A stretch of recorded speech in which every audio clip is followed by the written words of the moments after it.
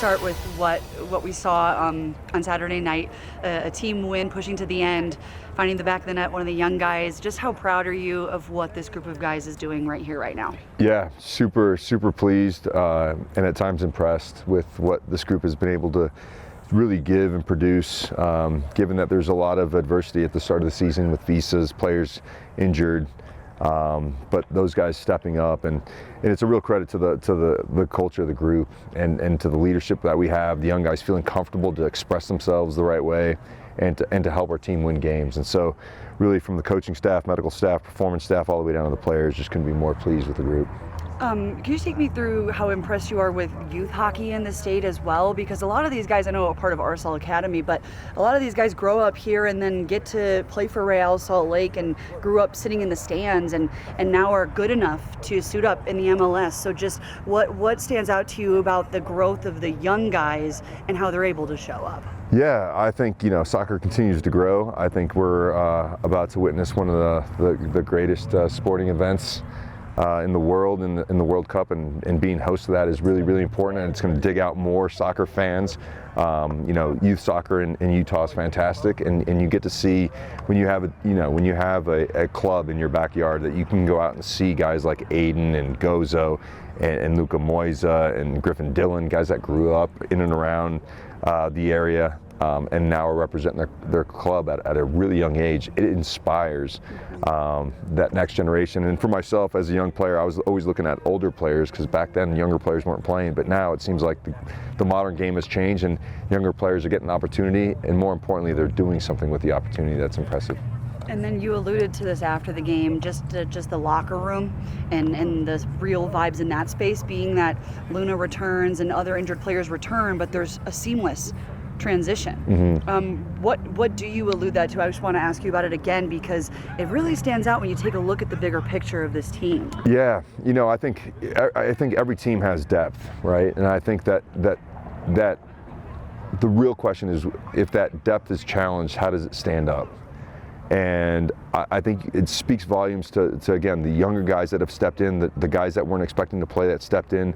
And now we get guys like Stein and Luna back, and so what it allows us to do is bring these guys back in a way that isn't going to compromise their performance or compromise them getting injured again, because they haven't had the requisite amount of training to make sure that we're staving off any injuries. And so, I think the biggest thing for me is that everyone, including Diego Luna, they put the team first. And when you put the team first, you get that feeling that I talk about, which is not what you see with your eyes, but what you feel with your heart. What you feel after bad training sessions where things don't come off, but everyone's really positive and say, guys, we got to pick it up. And it's them saying it, not us coaches. And so it's a really powerful thing with the group. It's a moment that I think we really have to capture to continue to be the team that we think we can be. Thank you. That's exactly what I was looking for. Guys? Pablo, what do you think of San Diego now that you had a chance to watch them a little bit? Again, I think they're a really dynamic team, in particular with the ball. They like to dictate the game with the ball. They're very dynamic in the attack. Their movements are really good.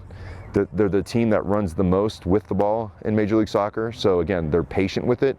The guys up front are always creating problems for back lines, especially guys teams that want to get out and play man-to-man. And they've been really good defensively. I think they've given up 1 goal in league play. I'm sorry, they gave up 3 goals this last week, but they've given up very few.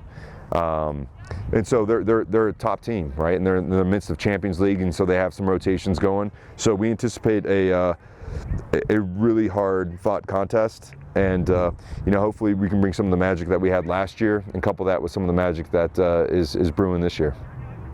Pablo, last game we saw Justin Glad provided the assist for the game winner. How much do you encourage your center backs to step into those advanced playmaking roles?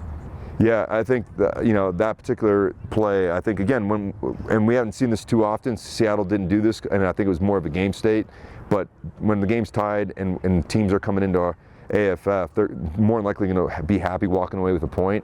One of the things that we always talk about is our center backs playing close to the line of defense. And because when you do that, you can make 10 yards passes into your next layer. If you play too far away, then that pass is now 25 yards. Those spaces close quickly. It's very difficult. So I think Jay just executed a really good play. His positioning was really good. His weight of a pass was exceptional. And Stein, to his credit, did the rest, which was a fantastic finish.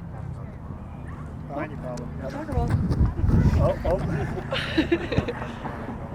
Pablo, easy. you've had some great success from maybe some surprising success from some young players that have come in and made impact, and now you have veterans coming back from injury and coming in that you've signed. How do you keep those young players motivated when their minutes drop? Yeah, that's a great question. And again, because it's new to them, there's going to be a lot of mentoring going on, and not just from our coaches, but from our experienced players. Again, if we're going to have a successful campaign, we're going to need everyone. Because as you saw in the first game, we're going into the first game with and 4 players drop out from Thursday to Saturday, and so there's going to be a real need to keep these guys, to your point, Brant, up to speed, dialed in, focused, not to get despondent when they're not getting the minutes they want, but also from a coaching perspective is giving them minutes to where they're consistently getting up to the speed of game. So it's not like the new guys come in and that's it. The young guys aren't playing anymore. It's really about how do we think about this from a team perspective.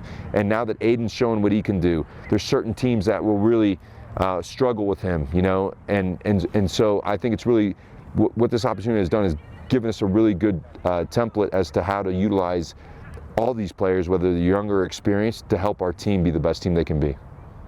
So for the young guys, especially attackers who have real speed, real pace, you pull out the old Anderson Julio video and show them time and score and what they can do, because he did it and they kind of fit his skill set. Yeah, no, I don't know that I'd go back and show them those clips, but I think the asks and the way we set up our trainings will, you know, that's definitely been a thing that we've emphasized this year is our attacking transition and getting ahead of the ball. And I think you've seen in the first few games, you know, Morgan's ability to find a forward pass and to receive a pass beyond the back line, and Victor can do the same, and Gozo can do the same, and Sanabria can do the same. And so I feel really good about the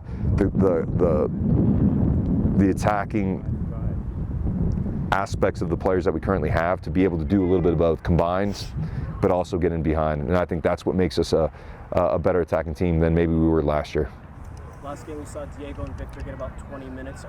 Do you see them on a minutes restriction going into San Diego? Not so much a minute restriction. I just think again, given that what we've all talked about, which is some guys have been doing really, really well, it's really about how do we put these guys in the best positions for them to show well, continue to show well with confidence, and not hang, like, you know, they're maybe last year if this was, you know, if we were in the same situation and Luna had played 15 minutes and we got a bad result and we had players that weren't performing, we'd probably go, is it worth the risk to put Diego out there? And we'd probably say yes. Where now it's probably like, let's just see how the week goes, see how Diego continues to progress from a physical perspective, see how Aiden continues to do, see how, you know, Luka Moisa continues to do, and then we'll make our decision at the end of the week. But what I don't want to think about, I don't want us to think about is that because these guys are here, these guys are out. We're a team. We've got to find ways to include everyone, because the start of the season was something that we were very deliberate in really attacking the right way. And so it's not, there's got to be more than just, hey, you play these games, great job, and we'll see you later in the season. We've got to continue to grow this group as a collective. And I think because they perform so well, it gives us the opportunity to bring these other guys in a fashion that doesn't compromise both themselves and their individual performances and the collective as well. Pablo, hablaste de los refuerzos y lo que ha sido el inicio de la temporada. ¿Cuál ha sido tu evaluación de este arranque con 3 victorias en 4 partidos y lo que te queda en el resto de la campaña? ¿Y cómo evalúas eso? La profundidad de tu equipo con los refuerzos, las lesiones y el inicio con las victorias. Sí, primero yo creo que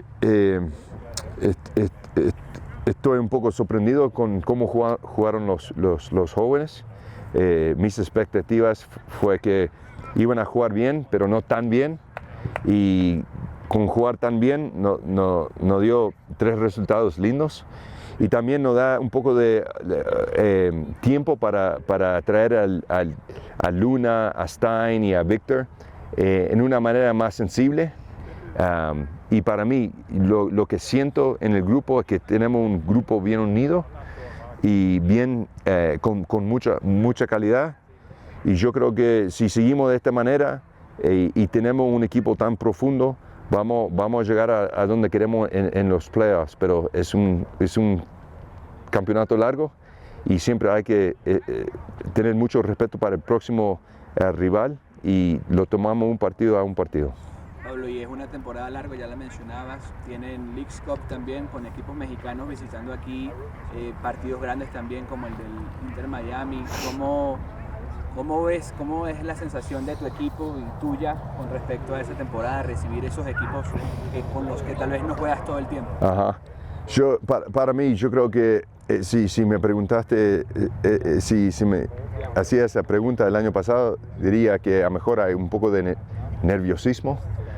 Ahora yo creo que todos sabemos cómo queremos jugar, los chicos están jugando con mucha confianza y yo creo que cuando juegas contra equipos grandes como Miami, como los equipos mexicanos, es un orgullo estar en la misma cancha y ver dónde está parado en tu posición contra el rival. Y yo creo que es un momento lindo, especialmente para un grupo que está jugando con mucha confianza.